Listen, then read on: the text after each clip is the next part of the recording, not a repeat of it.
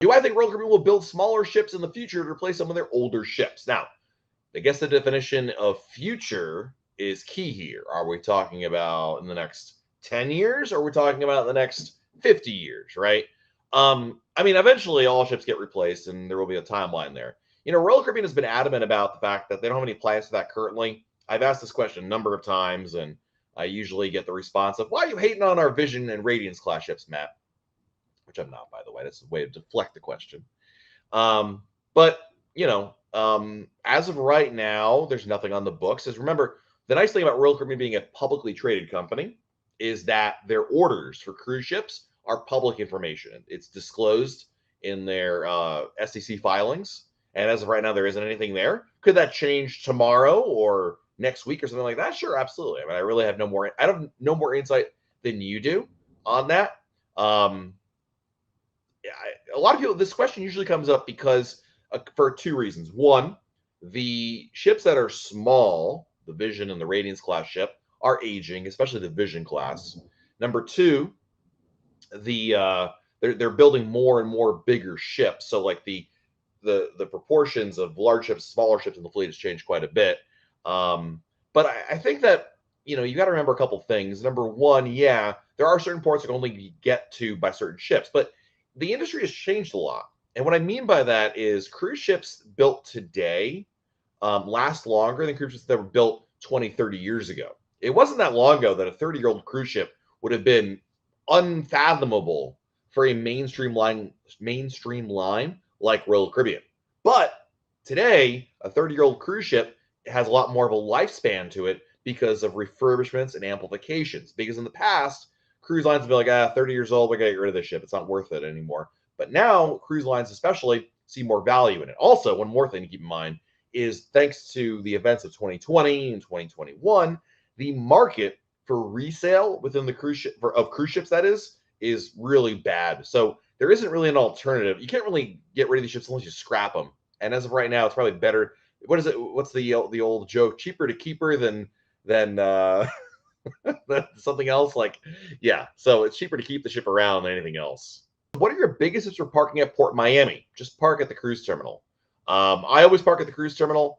Port Miami is one of those places. It's actually one of the few ports that actually has a bad reputation for parking offsite in terms of break-ins and whatnot. That can happen anywhere. I don't want to scare you or anything, but I just think parking at the cruise terminal is definitely the way to go right there. So I've never heard of anybody having problems with space in the parking deck there. They've had some more issues at Port Canaveral with that, but I digress. Anyway, I think I would definitely park at the terminal there. I was getting very close to Alaska cruise. No idea what to wear, what to pack. Great question, Deanna, and that's a very common question. So number one, we have a great resource for planning your Alaska cruise over at royalcaribbeanblog.com/Alaska. royalcaribbeanblog.com/Alaska. And I'm telling you that URL because it's going to be a really good resource for you, because I'm going to rattle off some things to you here, but you're going to have more questions. And we actually have a packing list over there and a variety of other helpful resources. But anyway, for packing for Alaska, you're packing for every season. You're packing for winter, spring, and summer at the same time.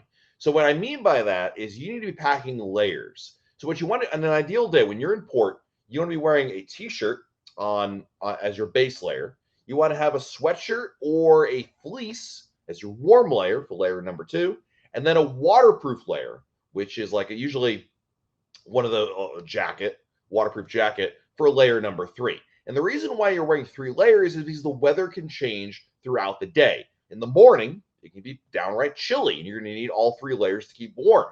But then in the afternoon, the sun comes out, and then you're warm. So you take off layer 3 and 2, right? But then it rains. You put back on layer 3, right? And you can keep adjusting that way. It's the best way to be able to adjust to whatever the weather throws at you. So hope that makes sense. Looking for solo cabins, not inside cabins. Is it best to use a travel agent to buy solo cabins, or is there a way to find it ourselves? Number one, there are very few solo cabins to begin with. Royal Caribbean really doesn't do many of them. There's only about a dozen or so ships that have them. Some of them only have like 2 cabins on board. Number 2, yes, it's always best to use a travel agent. You never know about them. You never know what they can offer you until you try. And of course, as you know, Mary, there's no additional fee for that. But the reality is, Royal Caribbean really doesn't have a lot of solo cabins. Like I said, there's about a dozen or so ships that have them. The Quantum class have the most, but there's not many, and they do go very quickly because a lot of people have figured out by now. Oh, that's a good value if I'm cruising solo. So, but definitely a good travel agent is always worth using every single time. Based on Alaska cruises, what do you think has more of a negative impact, temperature or rain? Oh, rain. Rain. I'll take 30 degrees in Alaska. My wife not so much, but I will take 30 degrees and sunny, or just cloudy, just 30 degrees over any temperature and rain. Rain just makes it uncomfortable and annoying. If it's anything more than a drizzle, because it gets in your eyes, makes everything wet. Obviously, it makes you feel colder than you really are. It really puts a damper. Rain is by far the biggest negative impact to your cruise day than the temperature. Temperature, you can always put on more layers. If it's really cold out, which it won't be that cold out because it is summer after all. You just put on another layer, put on another sweater, another fleece, another jacket. You will be able to warm up when it's rainy and you're wet. Once you're wet, you're wet. That's it. And it really does inhibit a lot of what might otherwise be fun activities. Would you use Costco as a resource for cruise travel? So I personally wouldn't, and to be perfectly fair and transparent, we do have a travel agent sponsor, MEI Travel, so I'm going to throw that out there. But the reason why I don't recommend Costco as a resource is based on a lot of feedback from our readers at RoyalCaribbeanBlog.com, especially during the pandemic. Costco basically just disappeared. When those cruises were canceled and people needed help and service, they just up and disappeared, and their service was absolutely terrible. And at the end of the day, the reason why I tell people to use a travel agent is for the service you get from them. Listen, I understand Costco can offer some amazing, gift card deals and things like that and rebating. Listen, if that's your thing, more power to you.